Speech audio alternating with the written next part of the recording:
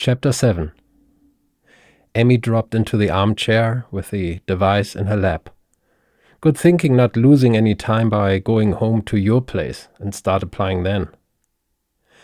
Heaven sat down in the chair next to her and swiveled around. Either you want something, and you do everything for it to come true. Otherwise, you don't have to try. Their backpacks landed with a thud on the carpet. They kicked off their shoes and stretched their feet out on the little oval table. At this time, the college library was nearly empty. Most students either sat in their last class or were already on their way home. The dark blue fabric of the armchair contrasted nicely her outfit and made her colors pop even more. They sat along the beige wall of shelves to the other side. "How you want to go about it?" she asked. "Huh?" A library employee ignored them while pushing a huge cart with books down the shelf alley. The books piled up so high they threatened to tip over. His footsteps and the sound of the wheels were swallowed by the carpet. Amy explained. "So we definitely shouldn't apply for the same apartment parallel at the same time, wasting time, you know." He opened Flat Hunter and found what he hoped for. "The listings are numbered. I take the uneven, you take the even numbers." "That sounds good. Hey, I need your CV and your income tax return. Here, I just sent you mine right now." Heavens did the same and said, "Let's sort the listing by newest first." Her index finger hovered over the screen like a hungry hawk. "Let's start," he said. Amy refreshed the page, and they both went quiet and concentrated on the apartment's sizes, amenities, location, and costs. Number 1 was too small. Somebody clearly had converted a single studio into a double. Number 3 was way on the north end of the west side. Number 5 came without laundry. "Not easy," he sighed. "Right?" she said. "We want in-unit laundry." "Yeah, of course, yeah. How far is the next laundromat away otherwise?" He searched. 4 blocks? "I don't know," she said. 1 or 2 blocks is fine. Maybe bookmark it for later, if we don't find anything else. The landlord of number 7 demanded security deposit for the first and the last month, and every month starting with a J. Number 9 insisted on renters older than 44. Number 11 on married couples. "Huh," made Heavens. "You want to marry me?" Amy looked up. Was that what? No, I mean here, this one." "They only take married couples. Is that what it takes to move into a double these days?" "If that's what it takes, Heavens." She took her feet off the table and leaned forward.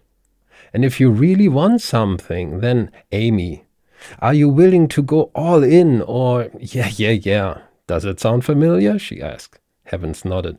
"Oh, yeah? So you want to get married over an apartment just to move in together?" "Folks," said a deep voice. An older advisor walked by carrying a stack of books, and without paying more attention to them, he said, "From what I hear, if I'd be you, I'd wait with the moving together thing." Amy and Heavens looked at each other, and after a moment of speechlessness, they started laughing. "Okay," she said, "let's wait with that marriage thing, but let's do the moving together thing." Number 13 fit the bill, and he was so surprised he reread the information again. Then he hit the apply button. He formulated a brief and personal message to the landlord and attached their CVs and income tax returns. "No," Heaven said louder than any library appreciates. "What?" "An update of all times." "Oh, oil," she said. "It's dark until I'm back on again." "How many applications did you send?" she asked. 9.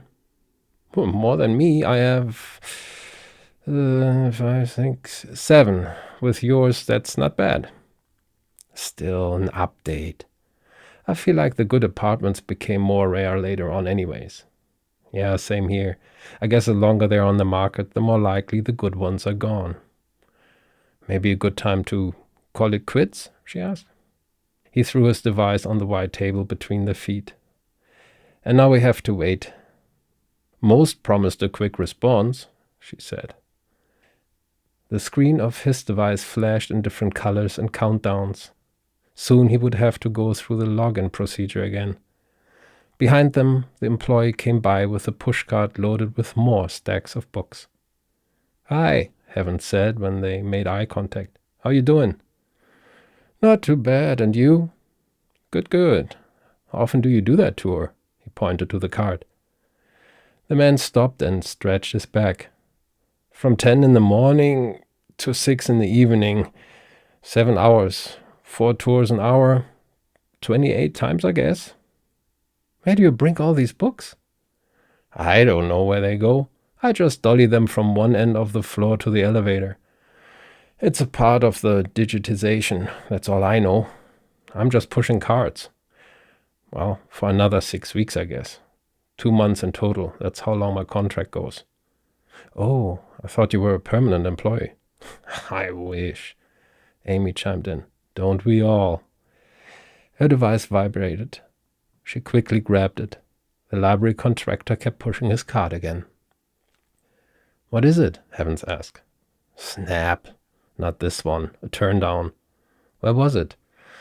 16th and 6th, that area. Wasn't bad, but also not top on my list. We can be glad finding anything. Don't be so negative. You mean realistic? Speaking of negative, since we are waiting, I may just file my complaint about the driver-landlord creep. Heavens took his feet off the table. "I don't know." Why do you not know, huh? "I don't know if it is such a good idea," he said. "To let other people know about a camera in the bedroom?" She drilled a look between his eyes. "I'm just saying, we're looking for an apartment and the landlords will do their background checks on us, and I'm sure they check the tenant's complaint forum, and heavens, it is about doing the right thing." "Yes, but you want some other couple fall for it and become his victim?" "No. We lucked out finding the camera. Others won't. I would have not found the camera, that's for sure." "All I'm saying, your name on the tenant's complaint forum exposing a landlord won't help us." Maybe. Maybe? It is a decent thing to do, and there are decent landlords out there. There are also decent raccoons out there. She giggled. "I do what I have to do." Her lips became a line while she typed in the information, and the more she wrote, the more relaxed she became. This may cost them their double apartment, but it certainly was the right thing to do. That creep might even get a visit from the city tenants' rights department and face some consequences. A fanfare sound announced the finished update. He could log back in. Heavens pressed his thumb onto the screen, then his cheek, followed by the 13-digit code. He identified the similar shapes and completed a dog and a cat face by turning a ring around the circle. Then he check-marked quickly the conservative faces from the 9 mugshots. The camera turned on automatically. Time for the selfie. He cleared his throat and said, "The D9 is the safest device on Earth." And with a tiny blade, he cut off a tip of his hair and poked it into the biometric authentication slot. "Welcome to your D9. "Done," Amy said and smiled about her report. He smiled back at her. His device vibrated. Another landlord had turned them down. Amy hadn't touched her cup of tea that stood on the desk by the balcony. Outside, she squatted with her back against the rail and swiped over her D9. Fresh air streamed through the open door to Heavens, sitting cross-legged on his bed, with his device lying in front of him like roadkill. Whenever they looked up from their devices, they would face each other through the glass of the open balcony door. But that hadn't happened for a while. since the last rejection from another landlord. In total now, 14. There was little hope left for the remaining 2 applications. Most rejections came in the first hour. It took the landlords not even 60 minutes to check their credentials and decide they weren't a good fit. With no questions asked, no call, no message demanding more information or confirmation. Amy and Heavens didn't even make it to the next round. Their applications were denied after the first glimpse. Who knows? Probably by some pre-screening software. How much better were the other applicants? What else did they have to offer that disqualified Amy and Heavens? And if they couldn't get a double apartment, how hard had it to be for people new to town, like the climate refugees? Was a job, some sort of employment, the difference maker? After all, a job didn't only spell additional income, but also stability, responsibility. Heavens finished his tea and placed the empty cup back on the windowsill beside him. Dust had collected along the window frame. He made a mental note to clean it next time. Amy sat in an Asian squat, so she called it. She could sit like that forever. Her skirt was spread out around her. Holding her D9 in front, her head was slightly tilted down, what let her lower lip always pout a little. A group of kids screamed and laughed in the street. Bicycle alarm bells rang, probably aimed at the children playing catch. A woman yelled a warning. "Hey," he said. She looked up at him with a smile in the corner of her mouth that carried disappointment and love at the same time. "Your tea is getting cold." "Oh no." She jumped up and stepped to the desk with her back turned towards him. He got up from the bed. "I can make you a new one." "Not necessary." And if to support her words, she took a sip. Heavens smelled her perfume, and he kissed her on the neck behind her ear, where she liked it. "Hey," she said, "I'm drinking tea." "And I drink from your endless well of beauty." He heard the cup and the D9 landing on the desk. "You clearly read too much classic poetry." She turned out of his gentle hold and hopped out onto the balcony. "What?" he asked. She spoke to the house facades on the other side of the street. "The rejections. So fast. They didn't even give us a chance." He couldn't deny that. With his shoulder against the door frame, he remained quiet, taking in the slight movement of her hair and her dress in the mellow wind. Both of her hands rested on the rail. She shrugged. "How come we qualify to pay each for a single studio, but not together for a double apartment? That's not right."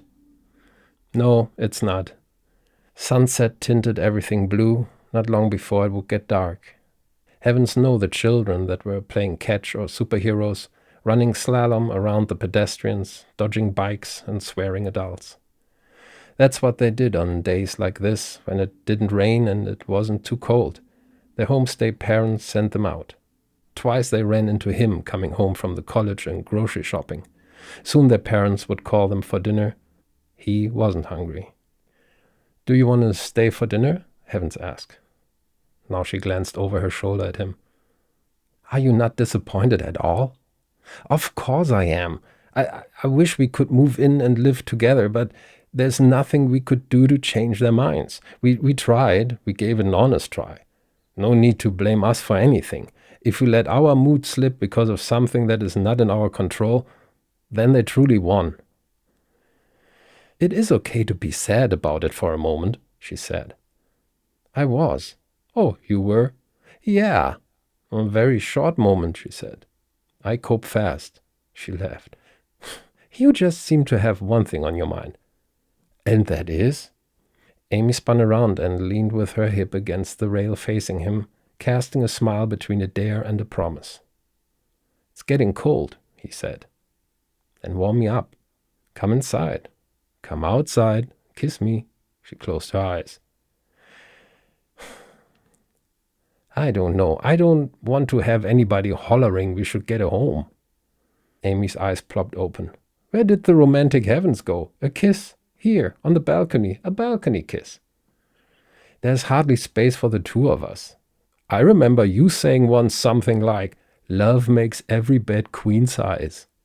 Her toes in the red and yellow socks drummed a rhythm on the balcony floor. Beds, not balconettes. Oh, really? She said. Heaven's hand found the rail. His foot felt the threshold of the doorframe. Come, she said.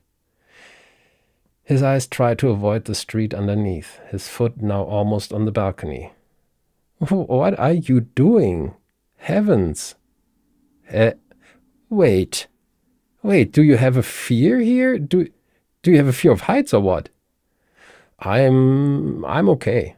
His pulse beat in his chest, his throat, and the slight wind cooled the sweat on his forehead. Stop it, you silly, she pushed him inside.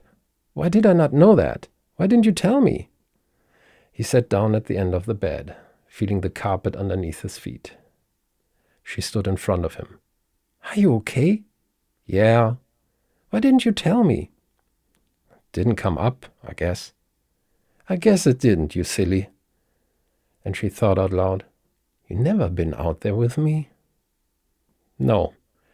I never noticed it before, she scratched her head, looking out on the balcony as if that would help her memory. I'm sorry. She gave him a quick push and he landed flat on the bed. You don't have to be sorry. Anything else I should know along that line? No. Her face appeared over his. What? No. She came closer, her voice softer. What? No. And then she kissed him.